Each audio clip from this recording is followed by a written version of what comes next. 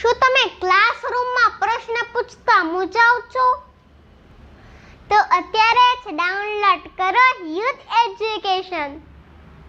નમસ્કાર વિદ્યાર્થી મિત્રો, હું છું ડીએ પંપાણીયા અને આપ નિહાળી રહ્યા છો અમારી ચેનલ ઉપર. ધોરણ 12ના વિદ્યાર્થી માટે વિષય છે ભૂગોળ અને પ્રકરણ નંબર આપણું 9 જે અપૂર્ણ છે કુદરતી સંસાધનો. કુદરતી સંસાધનોના ઘણા બધા મુદ્દાઓ અંગેની ચર્ચા કરી. આજે આપણા છેલ્લા લેક્ચરની અંદર હું વાત કરવા જઈ રહ્યો છું માનવ સંસાધનની. મિત્રો, આપણે પશુ સંસાધનની વાત કરી, દરિયાઈ સંસાધનની વાત કરી, જળ સંસાધનની વાત કરી, ખનિજોની વાત આવી ગઈ, ઊનની વાત આવી ગઈ, ઘણી બધી વાત થઈ. તો આખરે છેલ્લે જો આ બધા માટે જવાબદાર જો કોઈ વ્યક્તિ હોય તો એને કેન્દ્રમાં કોણ રહેલો છે? માનવ. આપણે પહેલું ચેપ્ટર જોયું માનવ ભૂગોળ પરિચય. માનવીની આસપાસ બધી પરિસ્થિતિ વીંટળાયેલી છે. માનવી તો વચ્ચે કેન્દ્રની અંદર સેન્ટરમાં ઊભો છે. આપણે આજુબાજુ ઘણી બધી પરિસ્થિતિ છે એ વીંટળાયેલી છે. તો જ્યારે માનવ સંસાધનની વાત કરવામાં આવે ને તો ત્યારે એમાં પહેલી બાબત, માનવીએ જે કોઈ પણ એની આસપાસની પરિસ્થિતિમાંથી જે સંસાધનનો ઉપયોગ કરતા થયા છે. આખરે સંસાધન ક્યારે બને કે જ્યારે એ વસ્તુને જ્યારે માનવી ઉપયોગમાં લે ત્યારે એને આપણે સંસાધન કહે છે. ઉપયોગમાં લીધા વગરના કોઈ પણ સંસાધન, આપણે અજ્ઞાત સંસાધન વિશે વાત જોઈ ગયા કે જે સંસાધનો હજી ક્યારેય કોઈએ ઉપયોગ નથી કર્યા તેને આપણે સંસાધન કહી શકાય નહીં. એમેઝોન નદીના કિનારાના આસપાસના વિસ્તારની અંદર જે આદિવાસી પ્રજા હતી અને એના રબરના વૃક્ષો એને વર્ષોથી ત્યાં હતા, પણ જ્યારે એનો ઉપયોગ જ નહોતો થયો તો એને આપણે સંસાધન નહોતા. જ્યારે એને ખબર પડી કે આ રબરના વૃક્ષો છે અને આ રબરના વૃક્ષોમાંથી આમાં લેટેસ્ટ પ્રકારનો જે રસ નીકળે છે સફેદ કલરનો, અને એને આધારે એના રબર અને રબર ટાયરો અને વગેરેની અંદર ઉપયોગ કરવામાં આવે છે, ત્યારે એ સંસાધન થાય છે. મિત્રો, સૌથી અગત્યનું પરિબળ જો કોઈ હોય સંસાધનના વિકાસમાં તો એ છે માનવ સંસાધન. અને માનવ સંસાધનની અંદર માનવી કેન્દ્ર સ્થાને છે. તો આવો એને આપણે ચર્ચા કરીએ. માનવ સંસાધન અહીં વાત કરી છે કે માનવી કેન્દ્ર સ્થાને છે. માનવ અને તેની આસપાસ બધી જ પરિસ્થિતિઓ છે એ વીંટળાયેલી છે. ભૌગોલિક, આર્થિક, સામાજિક, રાજકીય એ વગેરે પરિસ્થિતિની અંદર એ માનવીની આસપાસ વીંટળાયેલી જુદી જુદી પરિસ્થિતિઓનો એટલે માનવી છે કેન્દ્ર સ્થાને છે. માનવ સંસાધનમાં પહેલું પરિબળ માનવી કેન્દ્ર સ્થાને છે. કુદરતમાં રહેલા કોઈ પણ પદાર્થને માનવી તેની જરૂરિયાત પૂર્ણ કરવા માટે ઉપયોગમાં ન લે ત્યાં સુધી તે સંસાધન બની ન શકે. બહુ અગત્યનું કે જ્યાં સુધી આપણે જે માનો કે આ ચોક છે, જ્યારે એને આપણે ઉપયોગ જ નથી કરવાના તો એ સંસાધન કહેશું. ક્યારેક કોઈ વ્યક્તિ એનો ઉપયોગ જ ન કર્યો હોય તો એને આપણે સંસાધન કહી શકતા નથી, પણ જ્યારે એનો ઉપયોગ થવા લાગે ને ત્યારે એને સંસાધનનું બિરુદ મળે છે. એટલે માનવી એટલા માટે કેન્દ્ર સ્થાને છે. આજે જો ઊન, ઘણા બધા ઘેટા, બકરા, પશુઓ હશે, પણ એ ઊનનું ઉત્પાદન જ એની જે બનાવટો એ બનતી જ ન હોત તો એ ઊનનું કોઈ કટિંગ જ ન કરતા હોત, પશુઓના જે શરીરની અંદર ચોટેલા જે ઊનના જે, તો એને એ સંસાધન ન કહી શકત આપણે. પણ જ્યારે માનવી કોઈ પણ વસ્તુનો જ્યારે સંસાધનની અંદર જ્યારે એનો ઉપયોગ કરે છે ત્યારે તે જરૂરિયાત પૂર્ણ કરવા માટે ઉપયોગ ન લે ત્યાં સુધી એ સંસાધન બનતું નથી. જેવું એ સંસાધનનો ઉપયોગ કરશે ત્યારે તેવા પદાર્થને આપણે સંસાધન તરીકે ઓળખવામાં આવે. તો માનવીએ કયા કયા સંસાધનો અપનાવ્યા? તો આપણે ભૂમિ સંસાધનનો ઉપયોગ કરીએ છીએ, આપણે જળ સંસાધનનો ઉપયોગ કરીએ છીએ, આપણે જમીન સંસાધનનો ઉપયોગ કરીએ છીએ. જો પહેલાં લોકો છે રખડતું ભટકતું જીવન જીવતા ત્યારે કોઈ ખેતી કઈ રીતે કરવી, અને ખેતીની શરૂઆત આજથી 12,000 વર્ષ પહેલાં આપણે અગાઉ વાત કરી ગયા અને વારંવાર હું રિપીટ કરું છું. આ પ્રશ્ન પણ IMP છે. તો એ 12,000 વર્ષ પહેલાં ખેતીની શરૂઆત જ નથી થઈ તો એને ખેતીને એક સંસાધન ગણવામાં આવતું નહીં. પણ જેવો માનવીએ ખેતીનો ઉપયોગ કર્યો ત્યારથી એક પ્રકારનું સંસાધન બની ગયું. બરાબર છે? એટલે જ્યાં માનવી એટલા માટે કેન્દ્ર છે કે આ બધી પરિસ્થિતિ માનવીની આસપાસ વીંટળાય. એટલે જળ સંસાધન છે, જમીન સંસાધન છે. ત્યારબાદ આપણે વાત કરીએ તો જુદા જુદા ખનિજો છે. ખનિજ કોને કહેવા? પેટ્રોલ, ડીઝલ, કેરોસીન જે ખનિજ તેલ છે એ પૃથ્વીના પેટાળમાંથી જ્યારે મળી આવ્યું છે ત્યારે એ પહેલાં જ્યારે મળ્યું ન હતું ત્યારે એને ખનિજ ન, એને કાચું સોનું આપણે કહીએ છીએ, બ્લેક ગોલ્ડ કહીએ છીએ. પણ એ જ્યારે મળી આવ્યું ત્યારે એને ખનિજની વ્યાખ્યા આપવામાં આવી કે આ ઉત્તમ પ્રકારનું ખનિજ છે. હીરો જ્યારે મળી આવ્યો છે ત્યારે એ પહેલાંના ઘણા પદાર્થ, આજે પણ મિત્રો ઘણા પદાર્થ એવા આપણે આસપાસની અંદર પડેલા હશે પણ જે માનવીને ઉપયોગમાં નથી લઈ શકતા. એટલે માનવી જેની જરૂરિયાત પૂર્ણ કરવા માટે જ્યારે ઉપયોગમાં નથી લેતા ત્યારે એને કોઈ પણ પ્રકારનું સંસાધન કહેવામાં આવતું નથી. એ જ રીતે ઉદ્યોગ છે, વ્યાપાર છે, પરિવહનના માધ્યમો, જે પરિવહનના માધ્યમો આપણે જોઈ ગયા પરિવહનના ચેપ્ટરની અંદર કે અલગ અલગ પ્રકારના પરિવહન, જે પ્લેનનો ઉપયોગ જ નહોતો થયો, દોરડાઓનો ઉપયોગ કરતા આપણે રજૂમાર્ગ એક જગ્યાએથી બીજી જગ્યાએ જવા માટે આજે લિફ્ટનો ઉપયોગ કરીએ છીએ. તો જેમ જેમ સંસાધનોનો વિકાસ માનવી એની ટેકનોલોજી અને વિકાસના આધારે બુદ્ધિ ક્ષમતાઓના આધારે વિકાસ કરતો ગયો તેમ તેમ માનવ સંસાધનના વિકાસ સાથે આ બાબતને આપણે સાંકળીએ છીએ. બરોબર.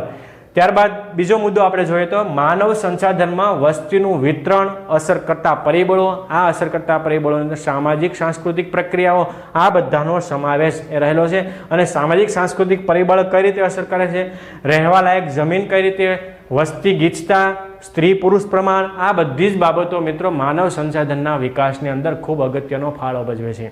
કે તમે જે જગ્યાએ રહો છો ત્યાં વસ્તી ગીચતાનું પ્રમાણ કેવું છે, ભારત દેશની અંદર અને વિશ્વની અંદર સ્ત્રી પુરુષનું પ્રમાણ કેવું છે, આ બધી બાબતો માનવ સંસાધનની અંદર આવરી લેવામાં આવી છે. અને છેલ્લે આપણે વાત કરીએ તો સૌથી મોટી જો કોઈ સમસ્યા હોય માનવ સંસાધનની અંદર તો એ છે ગરીબી, ભૂખમરો અને પ્રદૂષણના પ્રશ્નો. આજે વિકટ બનતા જાય છે. ગરીબી, વિશ્વના બધા દેશો આનાથી ચિંતિત છે.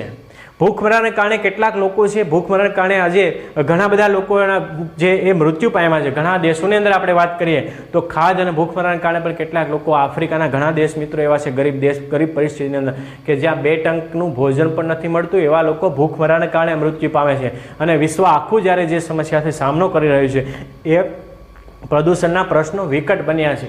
આપણે પ્રદૂષણની સમસ્યાઓ જોઈ ગઈ એક પછી તો એ સમસ્યા પણ આજે વિકટ બની રહી છે. બધા દેશો એનાથી ચિંતિત છે.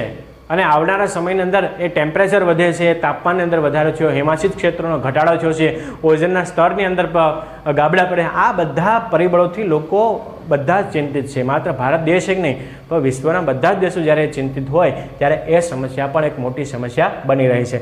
અને સૌથી મોટી સમસ્યા અને બધી જ સમસ્યાઓનું જેને આપણે મૂળ કેવું હોય ને, આ કે માનવી છે કેન્દ્ર સ્થાને છે, એમ તમામ સમસ્યાનું જેને આપણે મૂળ કેવું હોય તો એ છે મોટી સમસ્યા વસ્તી વિસ્ફોટ.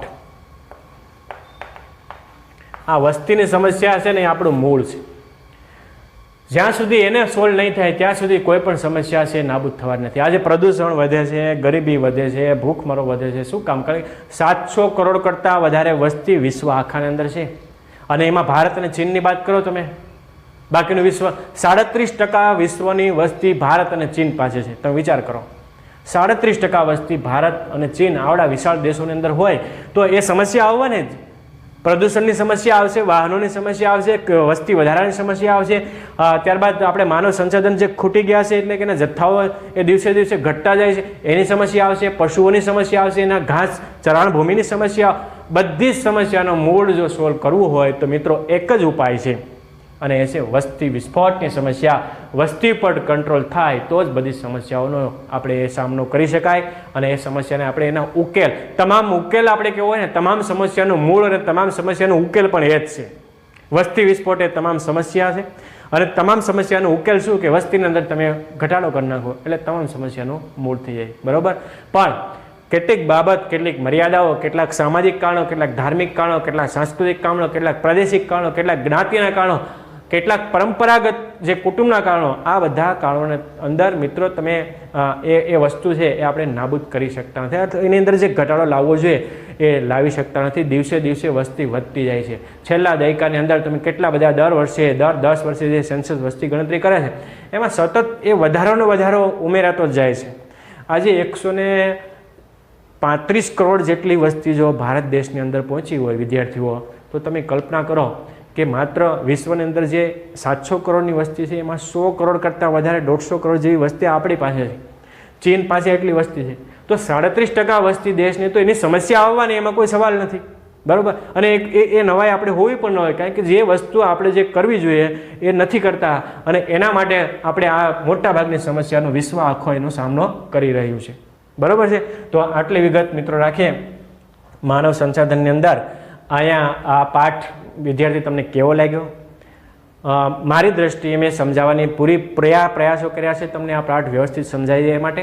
અને જો મારાથી કોઈ એમાં કોઈ મુદ્દાઓની ચર્ચા બાકી રહી ગઈ હોય અને કોઈ મુદ્દા સમજવામાં તમને ક્યાંય સમસ્યા કરી રહ્યા હોય અથવા સમસ્યાનો સામનો તમે જો કરતા હોય કે આ મુદ્દો નથી સમજાય, તો કોમેન્ટ બોક્સની અંદર તમે જ્યારે વિડીયો જોવો ત્યારે અવશ્ય નોંધ કરો, જેથી કરીને એ તમારા સૂચનો મારા સુધી પહોંચે અને એ સૂચનો તમે કોઈ પણ ક્ષેત્રમાં હોય ગુજરાતના કોઈ પણ જિલ્લા, તાલુકા કે ગામમાંથી તમે જ્યારે મારો વિડીયો જોતા હશો ત્યારે એમાં અવશ્ય તમે લખો, કોમેન્ટ બોક્સની અંદર ચર્ચા કરો, જેથી કરીને મારી જે મર્યાદાઓ છે એ સુધારીને તમારા સમક્ષ હું રજૂ કરી શકું.